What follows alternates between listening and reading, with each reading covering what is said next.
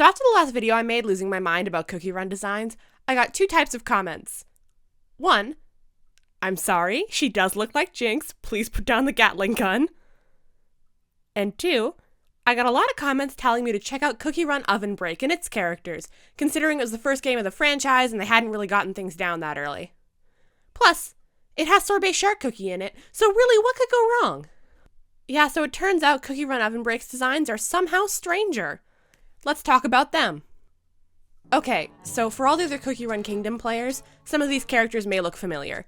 A lot of the cookies in Kingdom either originated here, or the Ovenbreak cookies came over from Kingdom. I'll throw a few on screen now. I won't be talking about any characters that have crossover here. If you want to see me talk about them, check out my other video. Like Kingdom, Ovenbreak has tiers of rarity, which, thank God, seem to make sense this time, with common, rare, epic, and legendary somehow remaining the only four despite this game being around since 2013 or arguably 2009. There are technically special cookies as well, but I'm not going to go over them because they're mostly just branded exceptions. The game has yet to give in to making super epics. Clotted cream is coming for you, game. So let's start down at common and see what cookies we can find there. Okay, there are only 4. To be fair, Cookie Run only has 7, but wow, 4, okay. According to the wiki, the ones we don't see in Kingdom are Gingerbright, who seems to just be feminine ginger brave, but brings up the slightly horrifying question of if her hips are triangular, considering that is either her dough or a shockingly accurate morph suit. At least she's not Skater Cookie, who appears to be blind and or being eaten by an alien because the top half of his skull has become a blueberry. Skater Cookie confuses me. You can tell he's an early design, he was released at launch actually, because his design doesn't seem to have any more of a developed theme.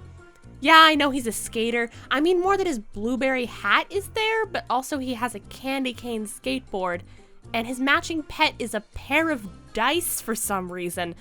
Maybe they're there because that's what they rolled when designing him. I feel like I pressed the randomize button on a sim. But the longer I stare at him, the more he's kind of endearing himself to me. Skate on, Skater Cookie. This is a bit of a common issue in early Ovenbreak. I can understand why. DevSys certainly wasn't a new studio at the time it was made. They'd released just under a dozen other apps beforehand, actually, as detailed in this Reddit post by Problematic Perryplum, though most have been lost to time. That, honestly, may have been a good thing.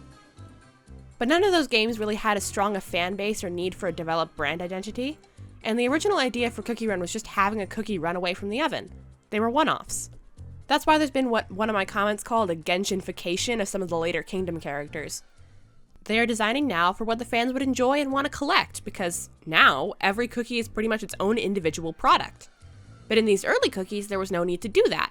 There were one-off character skins in their little Endless Runner game. That's probably how we got our DJ cookies or Dino Sour cookies. Take these 2 pirate cookies. This one, literally just pirate cookie, was released at launch of Ovenbreak. This one is Captain Caviar Cookie, a more recent Cookie Run Kingdom character. Pirate Cookie feels more like a selectable skin than a character in his own right, though I do like some of the ideas on display here, like his hat symbol being what I assume is a cross knife and spoon but might just be an X instead of a crossbones, and how this brown highlight on his hat implies it's made of chocolate. His little hook hand is even made of a candy cane, it's cute. But he has no tied down food theme, and if I took these things away, he'd just look like a pirate. I'm not saying Captain Caviar's theme is as immediately obvious as, say, Marshmallow Cookie, but it's obviously very well thought out. He's got one of those huge piratey jackets and sailor tattoos all over his arms. His hair is meant to resemble, I believe, caviar balls, and if you look at his front bangs, they're even shaped like a little shark. Overall, I think there's much more personality in this design, and you can't overlook how a part of that is that they have to market him to the player. That mindset had not yet sunk in during the release date days. Back to the rarities, there are 17 rare cookies, 11 of which Cookie Run keeps. This one's my favorite. Look at the little guy. Soda Cookie is adorable and I love him. He makes surprising world-building sense too. Most of the oceans in Cookie Run are said to be comprised of soda, so he's just a little water guy. He's very simple, but he works, and I love his little popsicle surfboard. There are a lot of just a thing cookies here. Cookies with kind of just a job and no real tie down to the theme like we discussed with Pirate Cookie.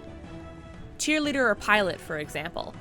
I'd throw in Zombie Cookie, but I actually loved this design because they made it look like he was sloppily iced. You can still see his dough color in spots under the green because he's been badly slapped back together after his death, and that is hilarious to me.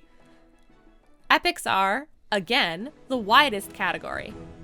This is finally where we get our stride. Look at Churro Cookie and his fantastic hair. He has chocolate drizzle. This one's just the Pokemon Litwick. Back with the hilarious hair, Lobster Cookie has 2 claw horns, hair that's patterned to look like claws, pinchy little feet, and giant claw hands. This is peak Cookie Run. Counter to my usual, I'd like to pose a design that's actually subtle. Well, for Cookie Run, Astronaut Cookie. You can tell she's an astronaut from the outfit, but she's still colorful and delightful to look at. They also tied her theming beautifully, designing her after a Neapolitan ice cream sandwich, I assume because of the idea of astronaut ice cream. The only overt tip-off is the ice cream sandwich communicator on her chest. The rest is either colors like her hair or implication like the backpack. But that doesn't mean they've toned down others a bit. Nope. Here's Flat Tofu Cookie. Here's the highlight of all just the straight up pieces of tofu on him. It's amazing. And there are so many others like him. Birthday Cake Cookie, Ginseng Cookie, Baguette Cookie, perfection. Look at her hair. Look at her coat. She is amazing. Ovenbreak's ideas for what cookies can be are even more out there than Kingdom even usually goes for. For example, Pond Dino Cookie, which makes me question if dinosaurs are canon to Cookie Run, and also if she's even supposed to be one.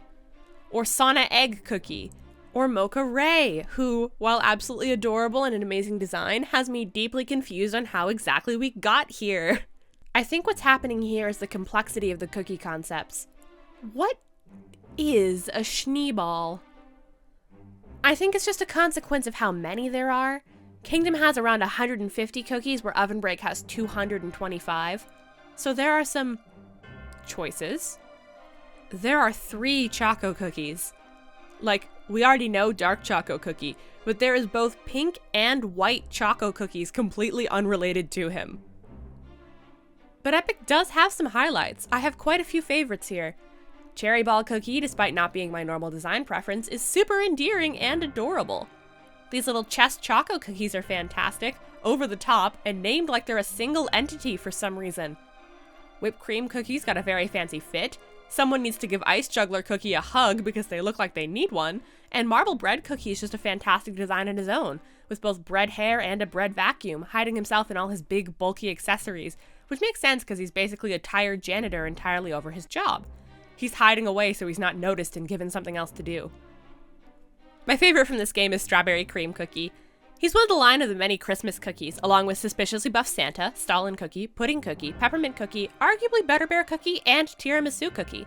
He's just trying his best, really. He has the same weird eyes as Tiger Lily Cookie. On a technical level, he's easily read as a fox in Strawberries and Cream with his little berry goggles and wildly impractical jacket and stupid ponytail. If this game didn't already have Sorbet Shark Cookie in it, he would be the Sorbet Shark Cookie of this game. Lastly, we have the Legendaries. Where Kingdom made Dragon a whole separate class of its own, the Legendaries of Ovenbreak have a whole cast of them included, including Lychee and Longan, who feel like they could be beast cookies if they really wanted to be. We also have a Millennial and an actually playable Dark Enchantress Cookie. It's been years, DevSys. Let us play as Dark Enchantress Cookie in Kingdom. So, conclusion on Ovenbreak? I definitely prefer the Kingdom art style because, some characters get a visible upgrade when going into Kingdom, like Cream Puff here. And I think I'm just a sucker for detail, really. Which do you prefer? Let me know in the comments. That's the end. If you've made it this far, don't forget to like and subscribe, and check out the Cookie Run Kingdom video I made.